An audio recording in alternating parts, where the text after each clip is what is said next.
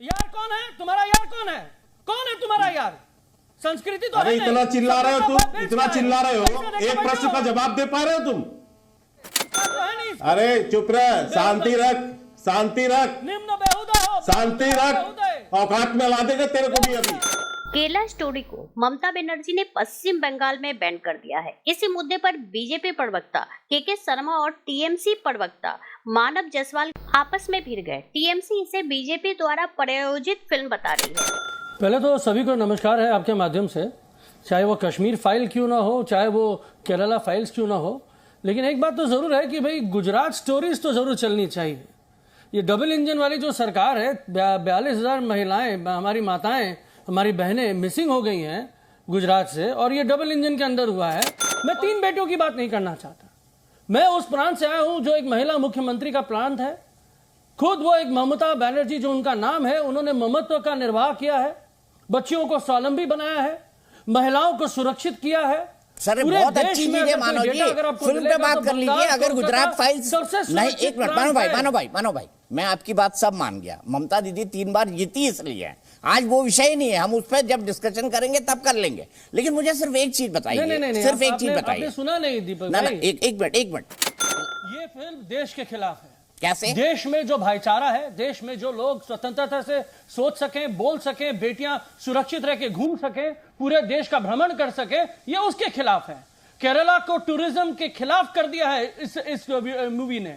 मैं पूछना चाहता हूं, ये जो बात करते हैं ना कि भैया सीबीआई नहीं पहुंच पाई, ममता बनर्जी ने कमिश्नर के सामने ढाल बन गई, हजार तो चीज है। अरे भाई आप डबल इंजन तो है नहीं वहां पे, जीवन में आपको मिलेगा भी नहीं। लेकिन आप हमें बताइए कि भाई मोदी जी और अमित शाह जी कर क्या रहे हैं? सिर्फ वो इलेक्शन लड़ने के लिए बैठे हैं? आज वहां मणिपुर जलता है, वो इलेक्शन लड़ रहे हैं। नहीं दीपक जी, मुझे आश्चर्य है मानव जायसवाल की मूर्खता पर। प्लीज, मैं सबको वक्त देता हूं। नहीं दीपक जी, मुझे मानव जायसवाल के ज्ञान पर बड़ी हंसी आ रही है।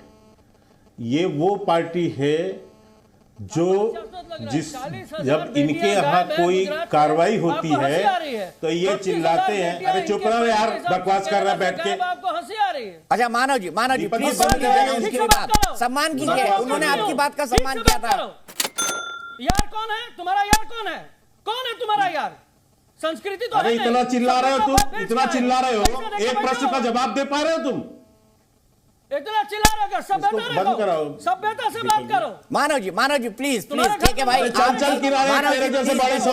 नंबर निवेदन करता हूँ, आप दोनों को भरपूर वक्त मिलेगा। प्लीज अपनी बात अपने वक्त पर कहिए। दीपक जी मुझे अपनी बात कहने दीजिए, मुझे अपनी बात कहने दीजिए। संस्कार तो है नहीं। अरे चुप रह, शांति रख, निम्न बेहुदा हो, शांति रख, औकात में ला देगा तेरे को भी अभी। हाँ दीपक जी, प्लीज मैं दोनों से निवेदन कर रहा हूं। मानो भाई आप भी नहीं, प्लीज दीपक जी धमकी दे रहा है, प्लीज दीपक जी आवाज ऐसे कैसे डिबेट होगी? फिल्म पे बात कर ले। मानव भाई के शर्मा जी, दोनों से अनुरोध है कि व्यक्तिगत टिप्पणी करने से आप लोग बचे, दोनों से हाथ जोड़ के अनुरोध है। मानव जी मैंने कह दिया उनको, प्लीज आप भी समझिए ना। मानव जी एक करके बोलते हैं, हम वक्त बर्बाद करेंगे ऐसा करके। के शर्मा जी नहीं, दीपक जी उनके पास जवाब नहीं है, इसलिए वो चिल्ला रहे हैं क्योंकि ये फंस गए हैं। आपने लगातार इनसे 3 बार पूछा कि आपने क्यों ममता बनर्जी ने इस फिल्म को बैन किया। उसका जवाब इनके प्रवक्ता के पास, ममता बनर्जी के प्रवक्ता के पास नहीं है, इसलिए वो जवाब न देके इधर से उधर भाग रहे हैं। ये पूछ रहे हैं कि केरला में ऐसा हो रहा था तो केंद्र सरकार क्या कर रही थी, नपुंसक बन के बैठी थी।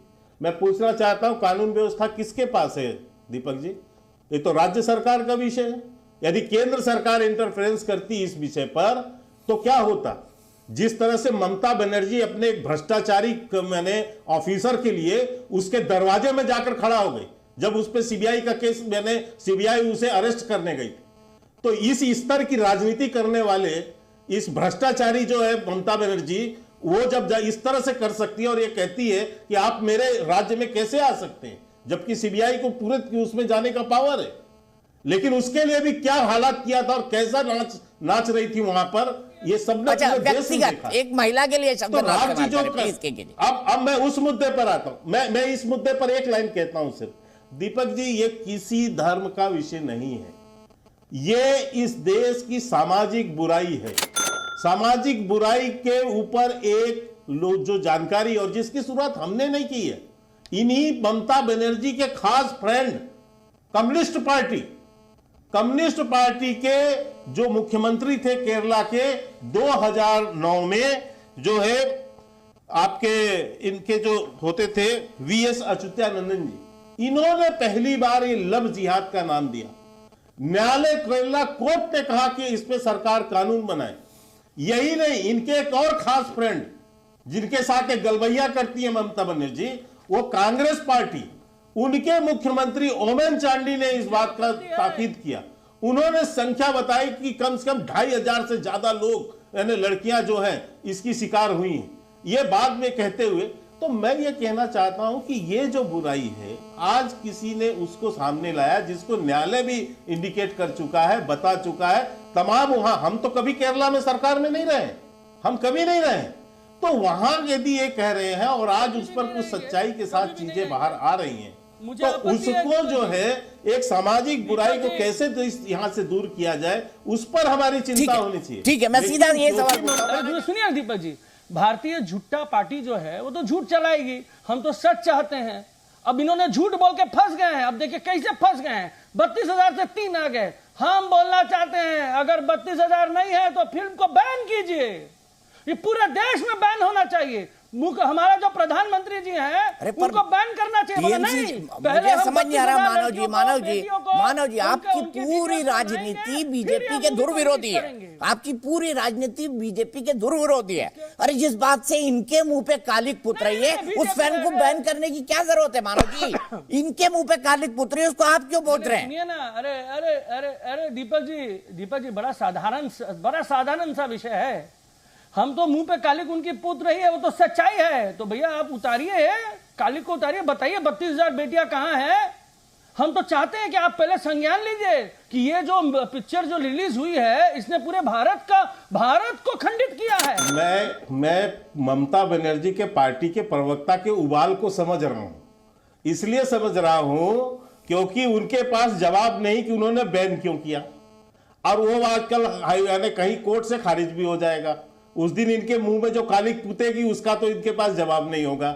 लेकिन इनको खतरा क्या है मैं बताना चाहता हूं दीपक जी। खतरा यह है कि ऐसी ही घटनाएं केवल केरला में नहीं, पश्चिम बंगाल में प्रशासन के द्वारा करवाया जा रहा है। यह मैं कह रहा हूं, प्रशासन के नाक के नीचे हो रहा है। और उसमें ममता आदि कल ये फिल्म वहां चलेगी पश्चिम बंगाल में, तो एक नहीं सैकड़ों घटनाक्रम सामने निकल के आएंगी वहां से भी, क्योंकि जिस ढंग से बांग्लादेशियों के और घुसपैठियों के साथ इन लोगों ने वहां पर जिस ढंग से हिंदुओं के बेटियों के साथ अपमान का व्यवहार हो रहा है, उसकी भी घटनाएं सामने आएंगी। और उस समय ममता बनर्जी के पास जवाब नहीं होगा। वो जानती है इस बात को अच्छे से, क्योंकि जितना दुराचार पश्चिम बंगाल में हिंदुओं के साथ भी हो रहा है वो भी देश देख रहा है। तो मैं आपको कहना चाहता हूं कि ये पहले से ढाल बनाना चाहते हैं और तुष्टीकरण की राजनीति करना चाहते हैं, और उसका पोल भी खुल जाना है। शर्मा जी बड़े बुद्धिजीवी हैं, बड़ा अच्छे बातें उन्होंने करी। उन्होंने बता दिया कि भैया ये जो होम मिनिस्ट्री है, ये जो गवर्नमेंट ऑफ इंडिया है, जो 56 इंच वाले सीने वाले हैं, सब निकम्मे हैं। पूरे देश की बेटियां चली जा रही हैं, देश में बाहर चली जा रही है, गायब हो जा रही हैं, और ये निकम्मे बैठे हैं। अरे कैसे बैठ सकते हैं ये लोग, कैसे सांस ले सकते हैं? कि आपको ध्यान होगा ये टीएमसी बड़ी बड़ी बातें करती थी ममता बनर्जी कि अभिव्यक्ति की स्वतंत्रता होना चाहिए, फिल्मों में बैन नहीं होना चाहिए। जब बीबीसी डॉक्यूमेंट्री की बैन की आई तो कितना सर आसमान उठा लिया इन्होंने। ये बैन के कितने बड़े विरोधी थे, और आज अपने राज्य में खुद बैन कर रही हैं अब व्यक्ति की। तो ये जो दोगला चरित्र है, ये जो दोहरा चरित्र है अब ममता बनर्जी का, ये साफ पूरा आज देश देख रहा है। उधर महाराष्ट्र में शिवसेना ने अपने मुखपत्र सामना में द केरला स्टोरी को लेकर प्रधानमंत्री नरेंद्र मोदी पर निशाना साधा। इसमें दावा किया गया कि गुजरात में 4000 महिलाएं लापता हैं। इसमें पीएम मोदी और गृह मंत्री अमित शाह से सवाल किए गए और नेशनल क्राइम रिकॉर्ड्स ब्यूरो का हवाला दिया गया। सामना में कहा गया है कि यह बहुत ही गंभीर विषय है कि महिलाओं की तस्करी हो रही है, लेकिन मोदी भक्त फिर भी गुजरात मॉडल की रट लगाए रहते हैं। द केरला स्टोरी और कश्मीर फाइल्स के लिए विवेक अग्निहोत्री को टारगेट करते हुए इसमें कहा गया है कि उन्हें गुजरात फाइल्स के नाम की फिल्म बनानी चाहिए।